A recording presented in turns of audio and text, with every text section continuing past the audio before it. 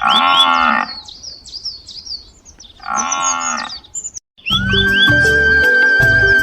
बार की बात है, एक गांव में मंजन नाम का किसान अपनी पत्नी के साथ रहता था।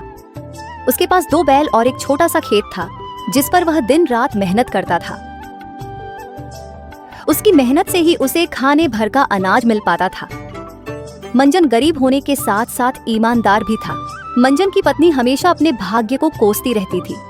वह कहती, ना जाने किस जन्म के पाप भोगने पड़ रहे हैं जो इतनी गरीबी झेलनी पड़ रही है। ना जाने भगवान हमारी कब सुनेंगे। अरे भाग्यवान, हम कर्म के अलावा और कर भी क्या सकते हैं। देना ना देना तो ऊपर वाले के हाथ में है। हमारे सोचने से क्या होगा।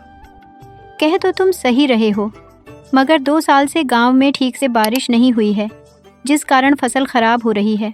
गांव के बाकी किसानों के पास तो गाय भैंस हैं जिससे उनका गुजारा हो जाता है, मगर हमारे पास तो केवल यह छोटा सा खेत है और बारिश नहीं होने के कारण उसमें भी फसल नहीं होती।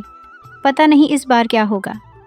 मंजन ने सहमति जताते हुए कहा, ये बात तो सही कह रही हो। पिछले 2 साल से बारिश नहीं होने के कारण फसल बर्बाद हो रही है। अब तो कुएं भी सूखने लगे हैं, उनमें पानी भी कम बचा है। पता नहीं इस बार खेती में क्या होगा, ये तो ऊपर वाला ही जाने। चलो भाग्यवान, अब मैं खेत पर चलता हूँ। मंजन रोज की तरह अपने दोनों बैलों को लेकर खेत की ओर निकल पड़ा। वह भले ही गरीब था, लेकिन दूसरों का भला सोचता था और अच्छे कर्म करने में विश्वास रखता था।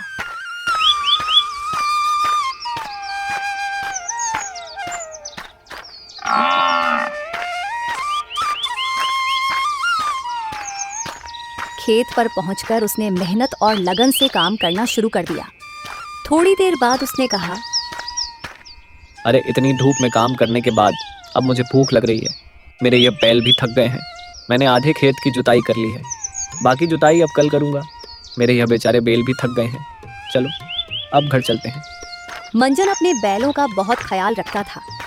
वह उनसे ज्यादा काम नहीं करवाता था। घर पहुंचने के बाद उसने पत्नी से कहा, अरे भाग्यवान, धूप में काम करते करते मुझे बहुत तेज भूख लग रही है। जाओ, जो कुछ भी घर में है फटाफट लेकर आओ, तब तक मैं बैलों को चारा डाल कर आता हूँ। इतने में उन्हें घर के बाहर किसी के आवाज देने की आवाज सुनाई दी। दोनों बाहर निकले तो देखा कि एक साधु महाराज भिक्षा मांगने के लिए खड़े थे। साधु बोले, बेटा, घर में खाने के लिए जो कुछ भी हो वह मुझे दे दो। मैं 2 दिन से भूखा हूँ। मंजन की पत्नी ने कहा, अरे साधु महाराज, हम तो खुद इतने गरीब हैं, जैसे तैसे जीवन गुजार रहे हैं। ऐसे में आपको क्या दान देंगे। गरीब किसान की स्थिति देखकर बाबा जी समझ चुके थे और साधु महाराज ने कहा, कोई बात नहीं बेटा, मैं किसी और घर से भिक्षा मांग लूंगा। मंजन ने पत्नी से पूछा, भाग्यवान, क्या घर में बाबा को देने लायक कुछ भोजन है। पत्नी बोली, अरे अपने घर में कहाँ से आएगा। अपने घर में बाबा को देने लायक कुछ भी नहीं है। घर में केवल थोड़े से चावल हैं जो आपके लिए बने हैं। अगर वह बाबा को दे दिए तो आपको भूखा रहना पड़ेगा। मंजन ने कहा, रुकिए बाबा, जाओ भाग्यवान, जो मेरे लिए भोजन है वह बाबा को दे दो। पत्नी ने चिंतित होकर कहा, मगर तुम क्या खाओगे। अगर बाबा को तुम भोजन दे दोगे फिर घर में एक दाना भी नहीं बचेगा। तुम्हें भूखा रहना होगा। मंजन ने मुस्कुराते हुए कहा, तुम उसकी चिंता मत करो, मैं भूखा रह लूंगा, लेकिन बाबा को भूखा नहीं जाने दूंगा। जाओ, तुम बाबा के लिए वह भोजन ले आओ। पत्नी ने मंजन की बात मानकर चावल बाबा को दे दिए। बाबा ने आशीर्वाद देते हुए कहा, धन्यवाद बेटा। भले ही तेरे बुरे दिन चल रहे हैं, मगर ऊपर वाला सब देख रहा है। वह तुझे अवश्य सुनेगा। धीरज रख।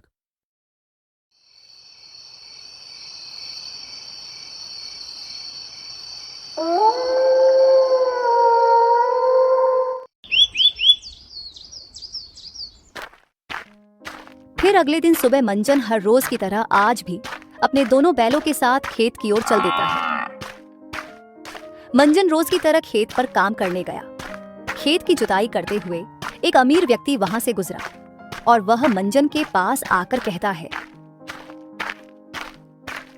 अमीर व्यक्ति ने मंजन से पानी के बारे में पूछा तो मंजन ने उसे हेडपंप का रास्ता बताया। बातचीत के दौरान अमीर व्यक्ति ने कहा, भाई, तुम इतने मेहनती हो फिर भी गरीब क्यों हो? मुझे तो नहीं लगता कि अच्छे कर्मों का कोई फल मिलता है। मंजन ने शांतिपूर्वक जवाब दिया। नहीं भाई साहब, मुझे पूरा विश्वास है भगवान के घर पर देर है मगर अंधेर नहीं। जो अच्छे कर्म करेगा उसे अच्छे कर्म का फल अवश्य मिलेगा।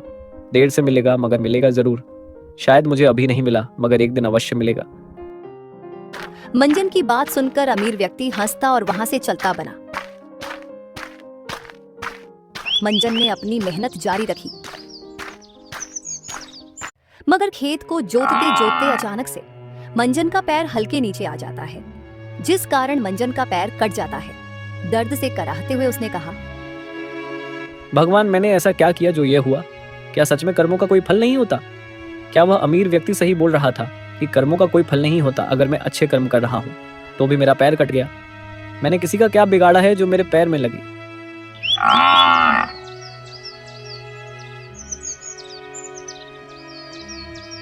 घर लौटकर मंजन ने पत्नी को सारी बात बताई। पत्नी ने उसे दिलासा दिया। मंजन को अपनी पत्नी की बात सुनकर तसल्ली आई।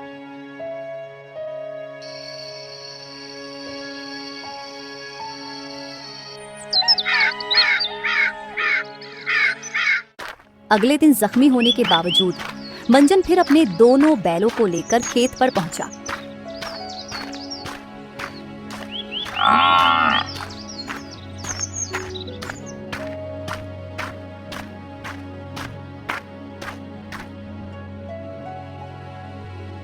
अरे अभी तक बारिश तो आई नहीं, अब फिर मैं अपने खेत की सिंचाई कैसे करूंगा? चलो एक काम करता हूँ, अपने खेत के कुएं में जाकर देखता हूँ उसमें कितना पानी है। अगर उसमें पानी हुआ तो अपने खेत की सिंचाई करूंगा। मंजन अपने खेत के कुएं के पास में जाता है मगर कुएं में एक बूंद भी पानी नहीं था। कुआं पूरा सूखा पड़ा था। अरे मेरा खेत का कुआं तो पूरी तरह से सूख गया। अरे भगवान, ये कैसी परीक्षा ले रहे हो? घर में अन्न का एक दाना नहीं और अब तो मेरा कुआं भी सूख गया है। इस बार खेती में कैसे करूंगा भगवान? एक काम करता हूँ, मैं अपने कुएं के अंदर जाकर खुदाई करता हूँ, अगर पानी निकल जाए। इतना कहकर मंजन कुएं के अंदर उतरकर खुदाई शुरू करता है। तो थोड़े समय बाद अचानक से कुएं के अंदर से पानी निकलने लगता है। ना, यह पानी कहाँ से आया? मुझे तो अपनी आंखों पर विश्वास ही नहीं होता। मुझे तो लगता है यह सब मेरे अच्छे कर्मों का फल है जो मुझे मिला। भाग्यवान सही कह रही थी कि तुम्हें तुम्हारे अच्छे कर्म का फल अवश्य मिलेगा। ऊपर वाले ने मेरी सुन ली इस पानी से, तो अब मैं अपने खेत की सिंचाई अच्छी तरह से कर सकूंगा। मंजन की खुशी का कोई जवाब नहीं था। मंजन पानी को देखकर बहुत खुश हो गया और कुएं के पानी से अपने खेत में सिंचाई करता है, जिससे उसकी फसल बहुत अच्छी होती है और उस फसल को बाजार में बेच अच्छा मुनाफा कमाता है और खुशी खुशी अपना जीवन यापन करता है और वह अपना एक बड़ा घर भी बना लेता है और ऐसे ही अपनी मेहनत जारी रखता है और मंजन अपनी पत्नी के साथ खुशी खुशी रहने लगता है।